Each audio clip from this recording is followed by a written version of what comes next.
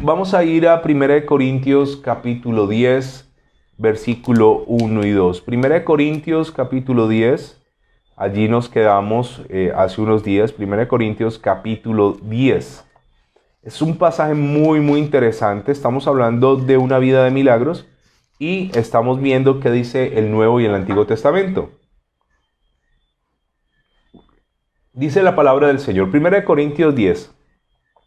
Porque no quiero, hermanos, que ignoréis que nuestros padres todos estuvieron bajo la nube y todos pasaron en el mar. Y todos en Moisés fueron bautizados en la nube y en el mar. Y todos comieron el mismo alimento espiritual. Y todos bebieron la misma bebida espiritual. Porque bebían de la roca espiritual que los seguía y la roca era Cristo. Muy bien. Todos. ¿Cuánta gente? Cientos de miles de personas. Todos vivieron la misma experiencia. Pero aunque todos estaban en el mismo lugar, en el mismo año, bajo las mismas condiciones, los corazones reaccionan de maneras diferentes. Escúchame.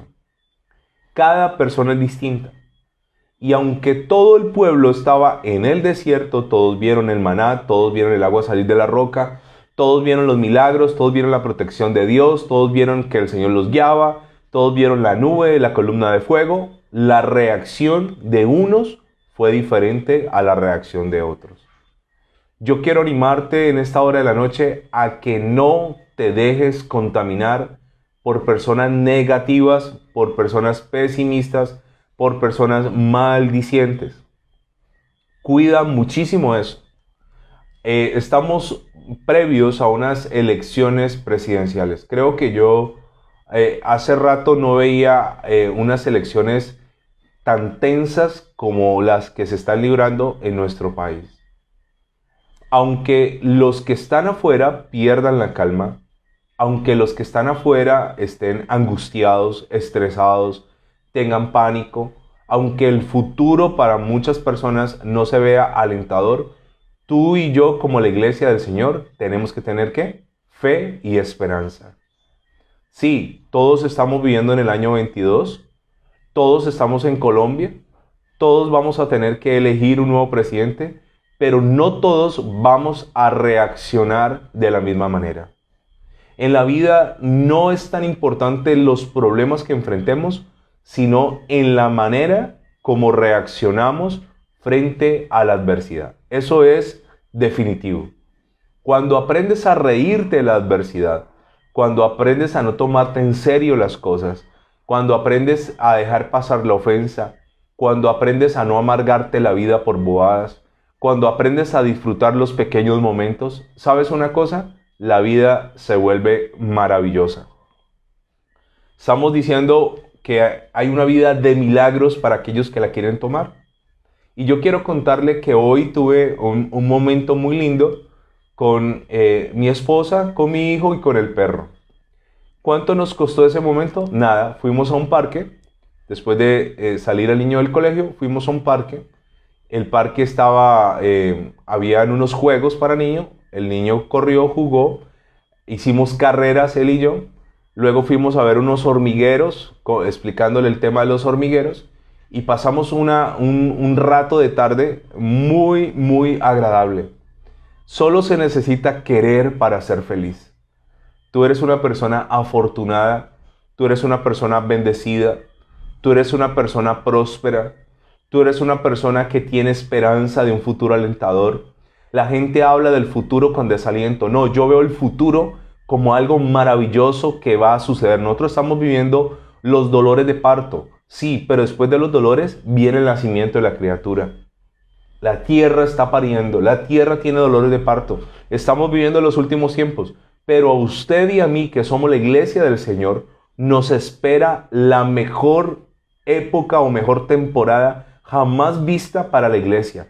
Y es que el Señor Jesús se llevará a la iglesia de aquí de la tierra para vivir con Él eternamente.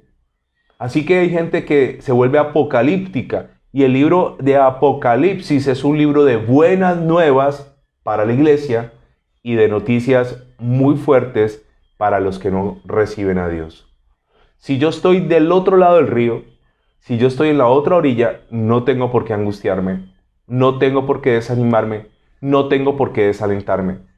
Ahora, la Biblia dice que toda esa gente estaban en la misma condición, bajo el mismo Dios, bajo los mismos milagros. Sin embargo, dice el versículo 5, pero de los más de ellos no se agradó Dios, por lo cual quedaron postrados en el desierto. La gran mayoría no agradaron a Dios. Mas estas cosas sucedieron como ejemplos para nosotros, para que no codiciemos cosas malas como ellos codiciaron. Muchos murieron en el desierto por andar codiciando cosas malas. Ni seáis idólatras como algunos de ellos, según está escrito, se sentó el pueblo a comer y a beber y se levantó a jugar. Ni forniquemos como algunos de ellos fornicaron y cayeron en un día 23,000. Versículo 9. Ni tentemos al Señor, como también algunos de ellos le tentaron y perecieron por las serpientes. Ok, vamos a entrar al tema de las serpientes. Números capítulo 21. Acompáñenme por favor a Números. Está en los primeros 5 libros de la Biblia. Esto se llama el Pentateuco, Penta 5. Y dice la palabra del Señor en Números capítulo 21. ¿Qué ocurrió? Bueno, Números capítulo 21 nos va a mostrar qué ocurrió desde el versículo 4 en adelante. La serpiente de bronce. A continuación usted va a estar escuchando la palabra serpiente o serpientes. Y vamos a darle un estudio detallado a lo que ocurrió en este episodio en particular. Dice el versículo 4. Después partieron del monte Hor, camino del mar Rojo, para rodear la tierra de Edom, y se desanimó el pueblo por el camino. Ok, ¿sabe? El pueblo estaba en un tránsito por el desierto, estaba transitando, estaban peregrinando y se desanimaron. Usted y yo estamos en tránsito por la tierra. Esta no es nuestra estación final. Escúcheme. La tierra está llena de maldad. De hecho, esta mañana, camino al colegio a dejar a mi hijo, tuve una conversación con él, para él tener 7 años, bastante fuerte. Me estuvo preguntando de los acontecimientos futuros. Me estuvo preguntando por qué Dios iba a acabar con la tierra. Me preguntó si en el cielo habría gente mala. Me preguntó que si nosotros íbamos a volver a la tierra y que cómo sería la nueva tierra después de ser destruida por Dios. ¿Sabe algo? Nosotros en este mundo estamos de tránsito. El pueblo de Israel no entendieron que el desierto no sería su lugar permanente, sino su lugar, ¿qué? Transitorio. Escúcheme. ¿Cómo se ven las crisis? Usted siempre, toda crisis, tiene que verla como pasajera. La crisis pasará. Escúcheme. Tarde o temprano tu crisis pasará. Tarde o temprano el desierto pasará. Tarde o temprano la temporada de escasez pasará. Ahora, ¿qué hay que hacer mientras se transita por un desierto? No desanimarse. La Biblia dice claramente que el pueblo que hizo se desanimó. Entonces hay personas que emprenden un proyecto, un negocio, las cosas no comienzan a salir bien. A veces uno cree que solo es abrirlo y el negocio se va a llenar. Y comienza a venir, ¿qué? Desánimo. La palabra desánimo significa una separación. Ánimo tiene que ver con animus. Y esa palabra la comparte en la misma palabra para alma. Que ahí en el alma hay intelecto, hay voluntad y hay emociones. Cuando una persona dice estoy desanimada, está diciendo estoy sin alma, estoy sin fuerza, estoy sin voluntad, estoy sin ganas de luchar. Desánimo, desalmado, desanimado. No permitas que el desánimo te llegue jamás, aunque estés transitando por un desierto. Estás pasando un desierto. No es nuestro lugar. Nosotros, si para mí la Biblia me dijese que yo me voy a quedar en esta tierra y aquí voy a construir y aquí voy a pasar y esta es la vida, pues sí, me produciría demasiada tristeza. Pero yo como miro lo que está pasando alrededor como algo pasajero. Yo no me voy a quedar en esta tierra si Dios me ayuda. Yo aquí no voy a pasar mi eternidad. Yo no estaré con estas personas que a veces nos entristece su maldad. Yo no compartiré mi eternidad con gente mala. Escúcheme. Yo no compartiré mi eternidad con ladrones, con mentirosos, con gente homicida. No compartiré con ellos porque sencillamente Dios hará un filtro y estas personas, si no se arrepienten, no entrarán al reino de los cielos. O sea que yo no tengo por qué afligirme por la maldad de la humanidad, porque sencillamente esos que están conmigo, más de 7.000 millones de habitantes que tiene este planeta, no todos compartirán la eternidad conmigo. Así que eso no me produce a mí desánimo. A veces las noticias, tanta cosa mala, tanta maldad, golpean, pero por supuesto. Pero no puedo permitir que eso se arraigue en mí y yo viva una vida triste, una vida sin esperanza, una vida oscura, sin porvenir. No. Las buenas nuevas es que yo estoy transitando. Esto no es permanente. Ahora, ¿qué produjo el desánimo en ellos? Versículo 6. Dice la palabra, versículo 5, y habló el pueblo contra Dios. ¿Qué produce el desánimo? Activa la boca de manera negativa. Y contra Moisés. Aquí le van a hacer una pregunta a Dios y a Moisés. ¿Por qué nos hiciste subir de Egipto para que muramos en este desierto? O sea, ¿para qué nos trajiste hasta acá? ¿Para qué nos trajiste hasta acá? Y luego ellos están asumiendo que Dios los quiere matar en el desierto. Hay gente que se lamenta por ser cristiano. Hay gente que se queja, dice, es que cuando yo estaba en el mundo yo tenía y me volví cristiano y ya no tengo. No estás entendiendo cómo funcionan las cosas. Estás con el mismo corazón de la gente del desierto. Es que Dios no te rescató del mundo para hacerte males en el reino de la luz. Es absurdo. Dios no pagó un rescate por ti para dañarte en la luz. Dios no te trajo del pozo de la desesperación para angustiarte y para afligirte y para hacerte males. Ese no es Dios. Lo que muestra cuando una persona se queja porque antes de Dios tenía y ahora no tiene y le adjudica a Dios su mal, demuestra una profunda ignorancia en la palabra del Señor. Una profunda ignorancia. Y dice, ¿por qué nos trajiste para que muramos en este desierto? Pues no hay pan ni agua y nuestra alma tiene fastidio de este pan tan liviano. Ok. ¿Cómo tentamos a Dios? Con nuestras palabras, con nuestra boca. Dice, nuestra alma tiene fastidio de este pan tan liviano. Dios les estaba dando maná, maná, maná. Era pan de los ángeles, del trigo del cielo se hacía pan. Venía pan todos los días a excepción del día de reposo. Y esta gente no valoraba lo que Dios les estaba dando. Todo lo contrario, no hacían sino criticar, no hacían sino maldecir, no hacían sino quejarse, no hacían sino comparar Egipto con la tierra hacia donde iban. Comenzaron a dudar y comenzaron a cuestionar si valdría la pena el tránsito por el desierto. En otra versión, en la Dios habla hoy, dice, ya estamos cansados de esta comida miserable.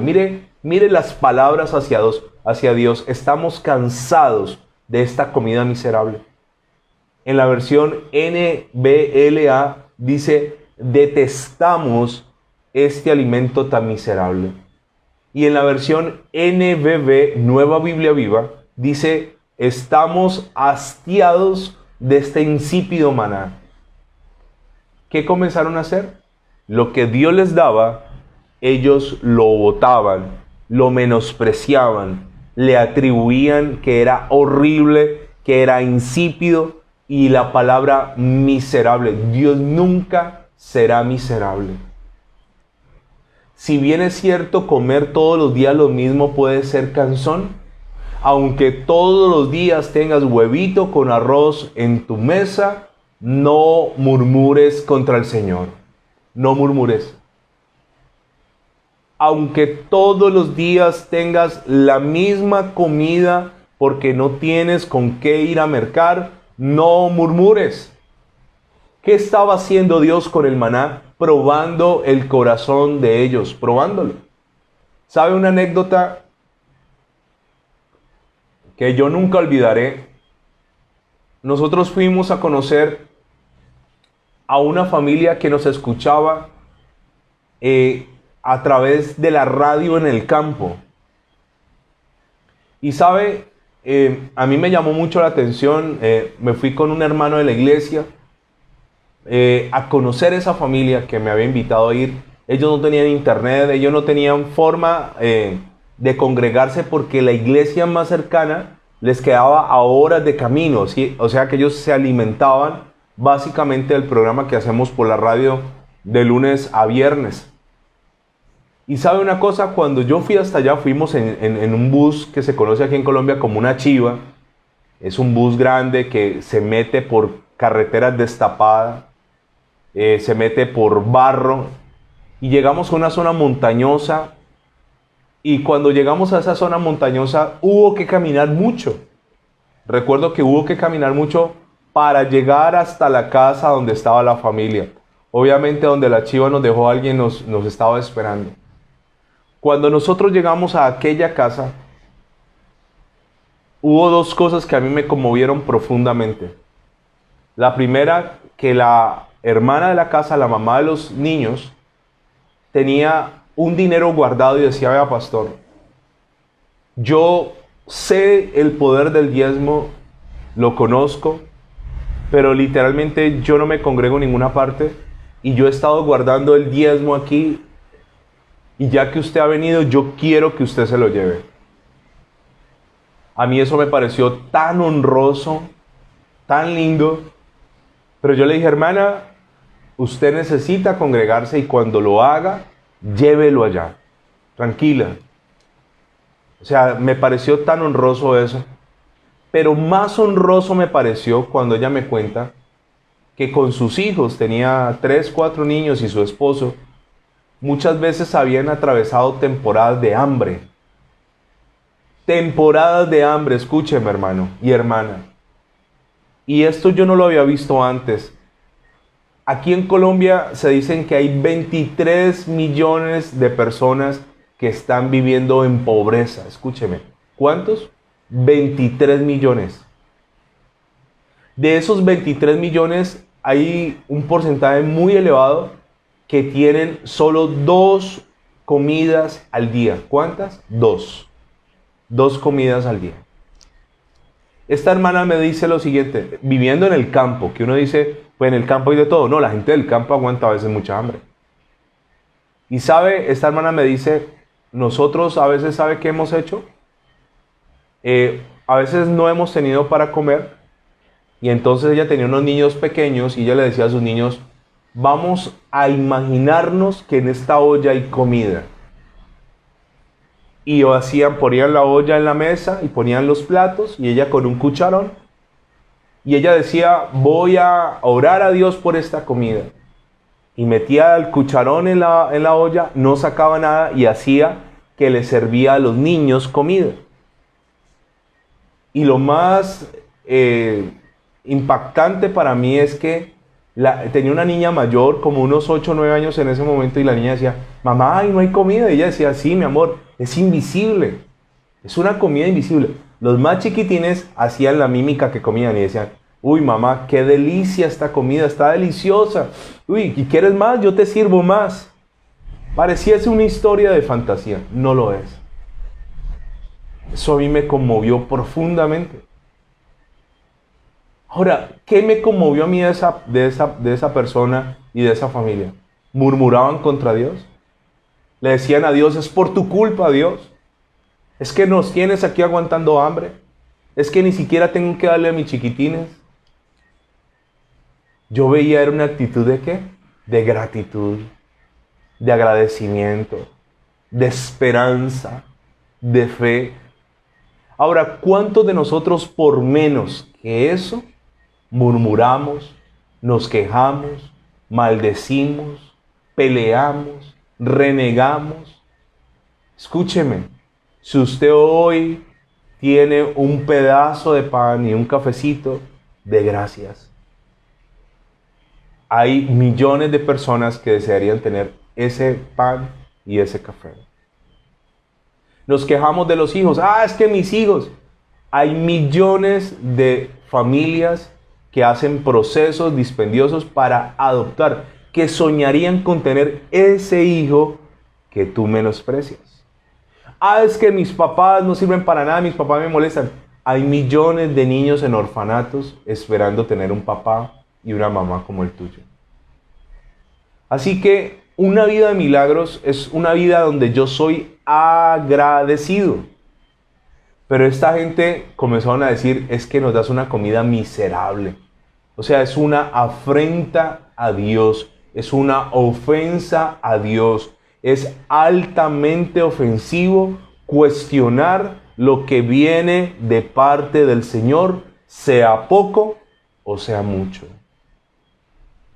Ahora, esta actitud repetida, recurrente en el pueblo, provocó que Dios se enojara. ¿Y qué ocurre a continuación? Versículo 7. Entonces, dice el 6, y Jehová envió entre el pueblo serpientes ardientes que mordían al pueblo y murió mucho pueblo de Israel. ¿Qué hizo Dios? Dios envió serpientes. Permítame decirle algo. Dios tiene el poder sobre todos los animales. Todos los animales le obedecen a Dios. Le voy a poner algunos ejemplos. Cuando Jonás no quiso obedecer y huyó en un barco, lo arrojan al mar en medio de una tempestad y la Biblia dice que Dios tenía preparado un gran ¿qué? Un gran pez que se tragó a Jonás, no lo mascó, no lo masticó, no lo llevó a profundidades que pudieran reventar a Jonás. El pez navegó a cierta profundidad que Jonás pudiera soportar. Y durante 3 días Jonás vivió dentro de un pez y luego el pez lo regurgitó, lo vomitó en Nínive. Un pez. La Biblia dice que cuando iba a haber el diluvio, Noé tenía que llenar el arca de animales de pares. Pero Noé no tuvo que ir con un lazo y con sus hijos. Imagínense, por fuerza, ¿quién sube un elefante a un arca? Por fuerza, ¿quién sube un león amarrado a un arca? No, es que Noé no salió a cazar animales. Los animales llegaron porque Dios los trajo. Entonces, Dios utiliza la naturaleza en sus propósitos divinos. Dios, si quería quebrantar a Faraón, envió ranas, envió moscas, envió langostas. Dios puede utilizar lo que sea. Ahora, en este caso particular, la Biblia dice que Dios empleó serpientes ardientes. ¿Por qué serpientes ardientes?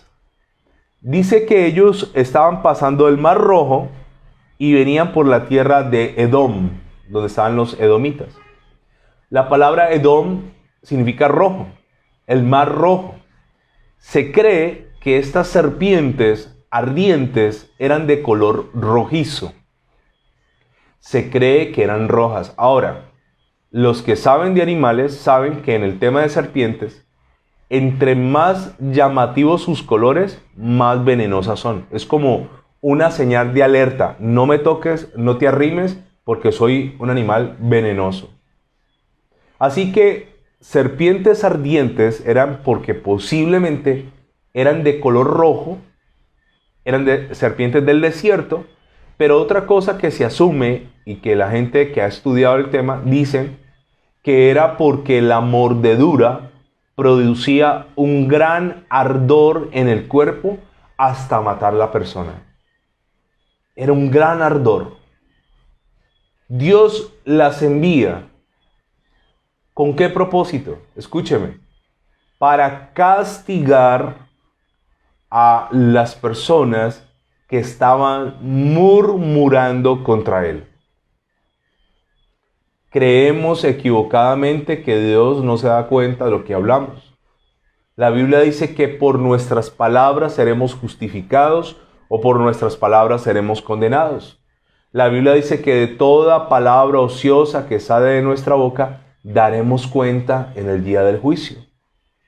Entonces esta gente comenzó a hablar contra Dios, a decir que Dios les da una comida miserable, que etcétera, estaban aburridos de ese maná insípido y les llegó una mortandad causada por serpientes.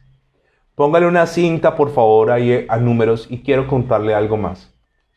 Joel capítulo 2 versículo 24. Veamos el uso de las plagas para el propósito de Dios.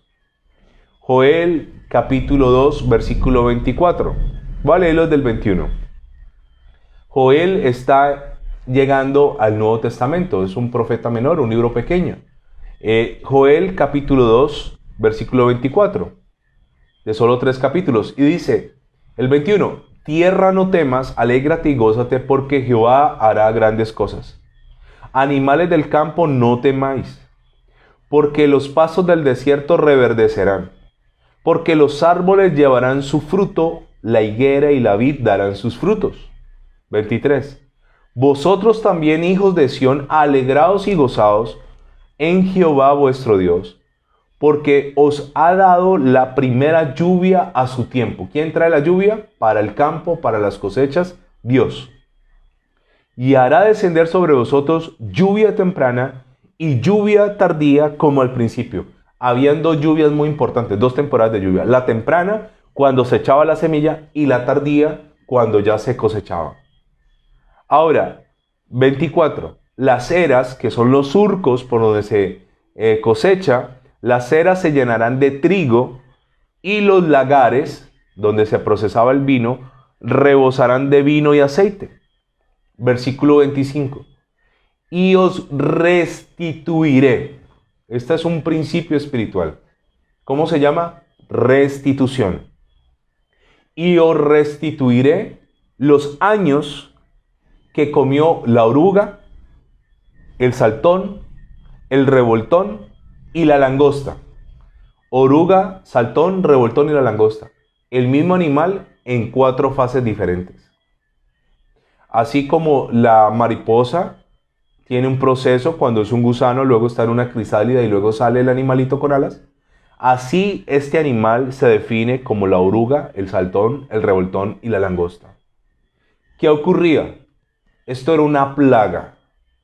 Cuando la gente tenía trigo y le caía langostas, no quedaba absolutamente nada. ¿Qué son langostas? Grillos, saltamontes. Y luego dice, yo les voy a restituir los años que comió la oruga, que comió el saltón, el revoltón y la langosta. Y luego dice esto que interesante, mi gran ejército que envié contra vosotros.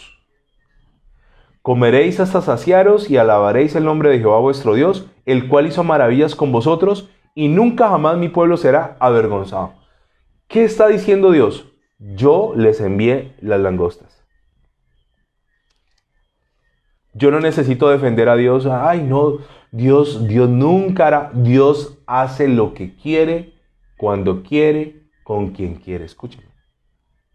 Dios le está diciendo a su pueblo, ahora yo les voy a restituir. ¿Qué es restituir? Que si perdió una medida, recibirá aumentado. Es un principio espiritual. El principio de la restitución. Reparar el daño aumentando el bien.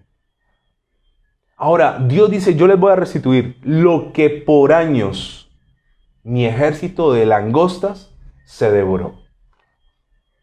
Así que vemos que Dios puede usar plagas cuando el pueblo de Dios está rebelde. Escúcheme. Cuando el pueblo de Dios se aparta, murmura, Dios utiliza plagas. Volviendo a Números, aquí Dios utiliza serpientes ardientes y dice que viene una gran mortandad todo el que mordía a la serpiente moría.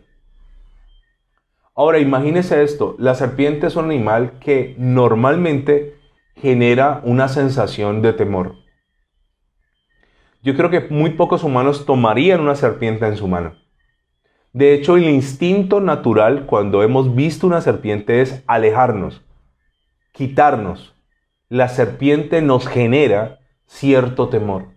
Ahora, esta gente iba por un tránsito en el desierto y de repente entre la arena, entre las rocas, entre los riscos, entre las grietas, salían serpientes, mordían, la persona caía y moría. Hoy tenemos serpientes como la cascabel, como la X, como la mamba negra, serpientes que son mortales, que no solo pueden matar a un ser humano, pueden morder y matar hasta un caballo. Ahora, esta gente comenzó a morir. Y mire lo que ocurre el versículo 7. Entonces el pueblo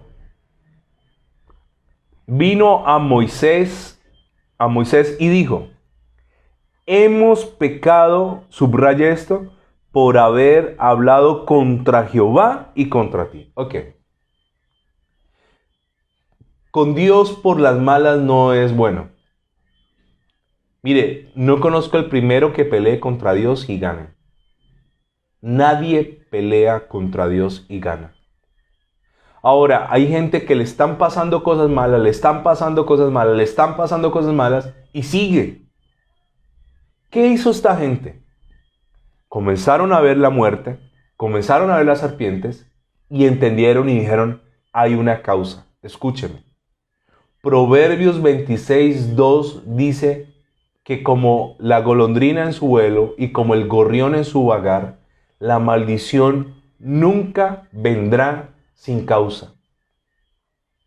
Cuando una persona le está yendo mal, una racha perdedora, algo malo, otra cosa mala, una desgracia, otra cosa, una situación, otra, hay una causa.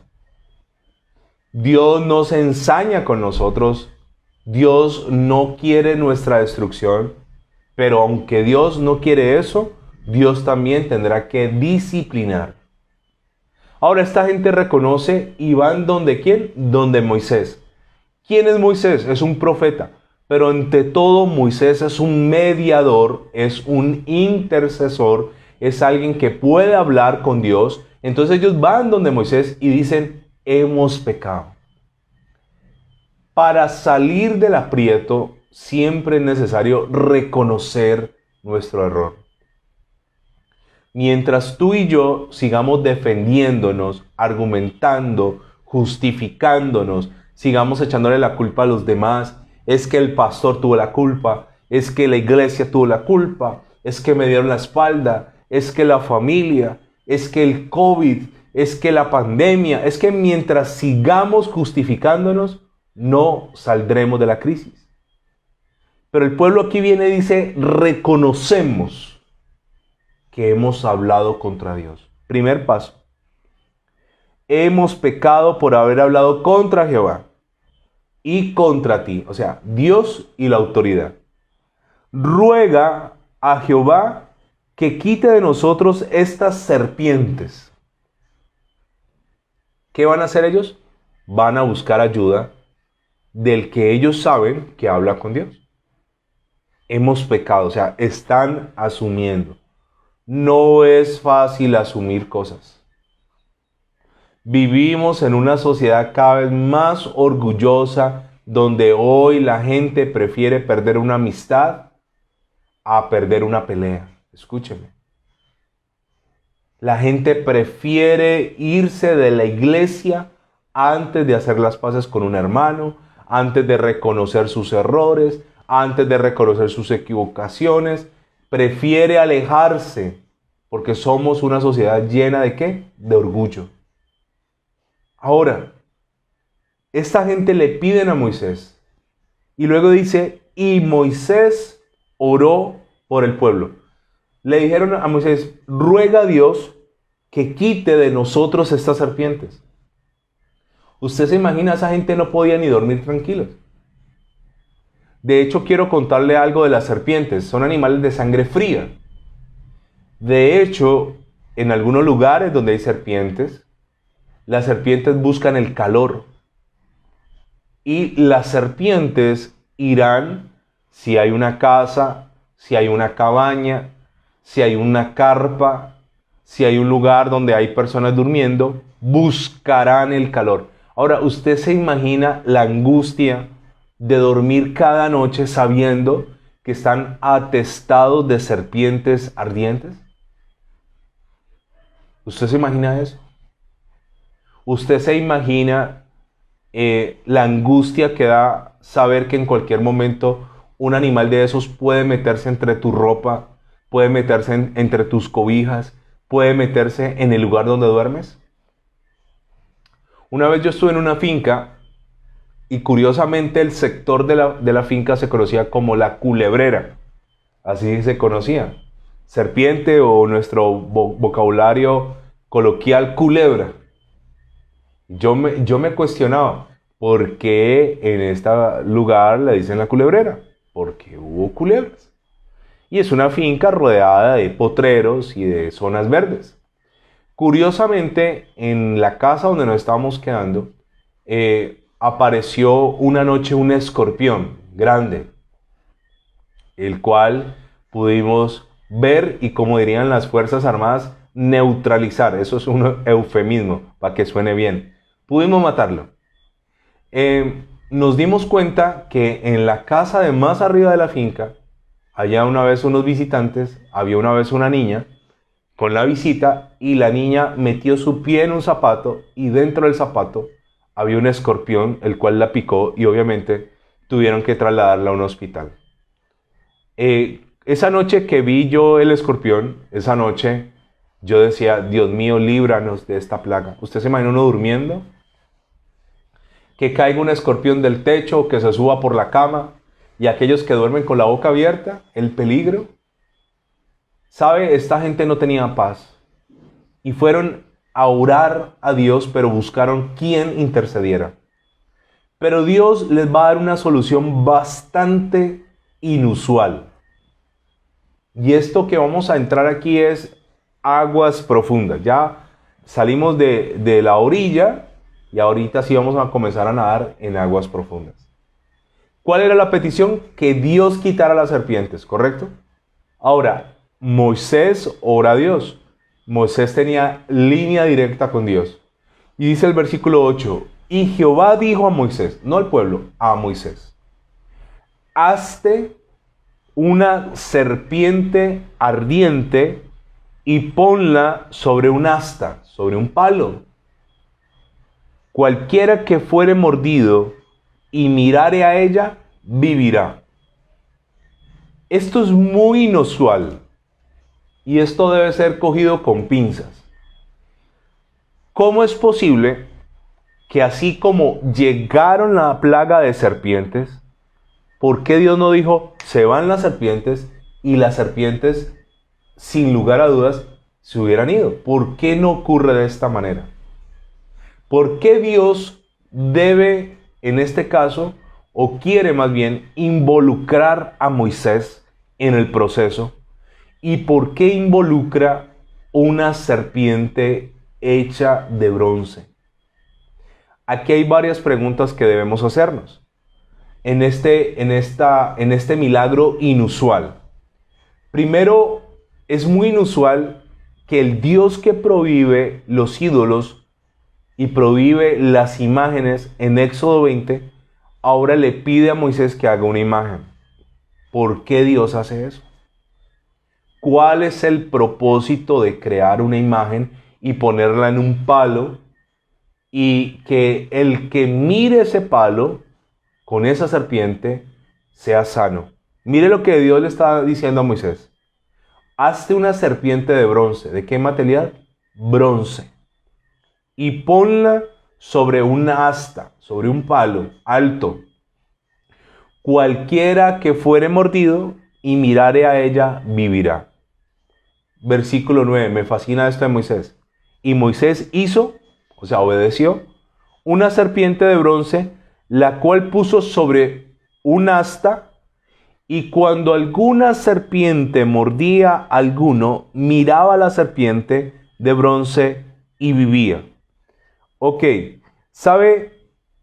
Es bastante fuerte y bastante poderoso esto que vamos a hablar acá. No hizo Dios que ellos crearan un ídolo. Ese no era el propósito.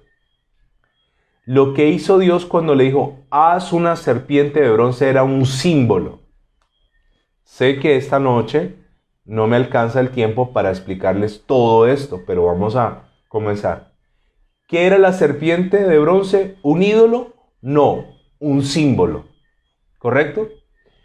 ¿Cuál es la diferencia entre un ídolo y un símbolo?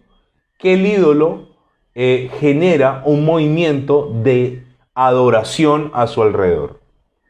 No fue que Dios le dijo a Moisés, haz una serpiente de bronce y cualquiera que fuere mordido tendrá que venir y arrodillarse y al postrarse ante la serpiente vivirá. No, porque ahí ya sería un ídolo.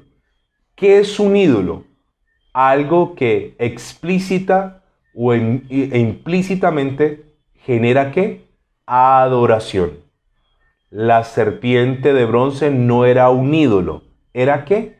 Un símbolo. Quiero dejar completamente claro esto porque hay personas que pueden malinterpretar el pasaje si nunca lo han escuchado.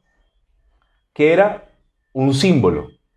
¿Un símbolo de qué? De algo que ocurriría miles de años después, y es que sin saberlo, esa serpiente en un palo alto simbolizaría la victoria de Jesús de Nazaret sobre la serpiente antigua, Satanás, en la cruz del Calvario. Ellos no lo sabían. ¿Qué simbolizaba esa serpiente de bronce en un asta de madera? Simbolizaba que muchos años después vendría uno perfecto que no pecaría por falta de pan, que aguantaría 40 días de hambre en el desierto, seguramente en el mismo lugar que transitó el pueblo, un día por cada año que el pueblo estuvo, aguantó cuando vino Satanás, la serpiente antigua, a tentarlo, fue a la cruz, murió y en la cruz venció a la serpiente. La gente no sabía. Así como la gente no conoció algunos símbolos en el desierto, como el agua que salió de la roca representaba a Cristo, el maná que caía del cielo representaba a Cristo. Jesús dijo, yo soy el pan de vida. Entonces son simbolismos de Cristo. La serpiente de bronce en el asta puesta en alto y en un acto de fe mirar la serpiente significa que en la cruz todas nuestras enfermedades fueron pagadas por Cristo y que con solo mirar a la cruz tú y yo recibiríamos sanidad de la mordedura de la serpiente. Es algo glorioso y es algo tremendamente poderoso. La serpiente de bronce. El bronce pasaba por el fuego. El fuego significa juicio. La serpiente representa el mal. Al ser una serpiente de bronce que pasó por el fuego, significa que la serpiente fue juzgada y fue vencida en la cruz del Calvario. Esto es tremendamente glorioso. Ahora, ellos debían confiar que si algo les ocurría, tenían que correr de donde estuvieran en el campamento y de donde estuvieran ellos, mirar a lo lejos, porque la serpiente no estaba puesta a ras de suelo. La serpiente estaba puesta ¿qué? En lo alto, para ser vista desde lejos. Así que cuando alguien, algún niño, algún adulto, algún anciano, era mordido por la serpiente, corrían, ¿dónde está? ¿Dónde está? Miraban la cruz, que era una forma de serpiente y un asta, y miraban y dice algo bastante inusual, y era que eran sanados de la mordedura. No sé cuánto tiempo demoraba el veneno de la serpiente ardiente en matar a una persona. Pero la persona tenía que correr a mirar la serpiente en el asta elevada, a mirar la cruz.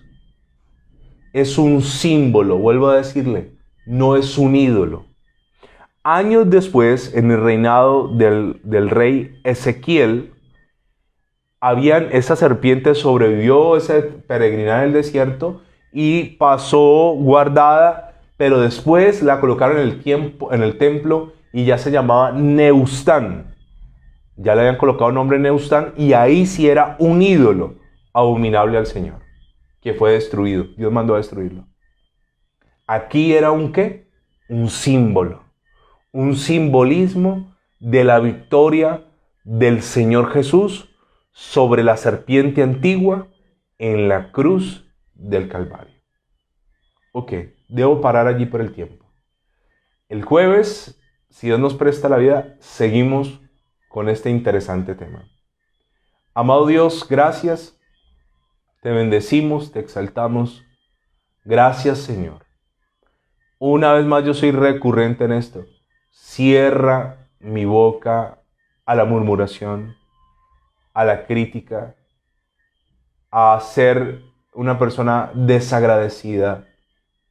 Cierra mi boca, Señor, cierra mi boca. Pon guarda en mi boca, Señor.